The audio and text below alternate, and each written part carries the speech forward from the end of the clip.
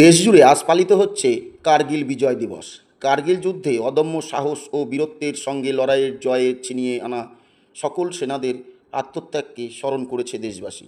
রাষ্ট্রপতি দ্রৌপদী মুর্মু শনিবার কার্গিল বিজয় দিবস উপলক্ষে দেশবাসীকে শুভেচ্ছা জানিয়েছে এবং কার্গিল যুদ্ধে সেনাদের আত্মত্যাগকে স্মরণ করেছেন।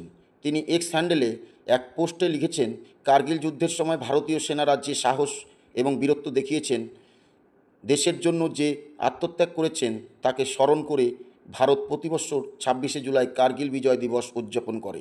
কার্গিল বিজয় দিবস উপলক্ষে আমি সেই সাহসী সেনাদের শ্রদ্ধা জানাই, যারা মাতৃভূমি রক্ষায় নিজেদের জীবন উৎসর্গ করতেও দুবার ভাবেনি। এই দিনটি আমাদের সেনাবাহিনীর অসাধারণ সাহস এবং দৃঢ়তার প্রতীক। দেশের জন্য তাদের নিষ্ঠা এবং সর্বোচ্চ ত্যাগ সর্বদা দেশবাসীকে অনুপ্রাণিত করবে।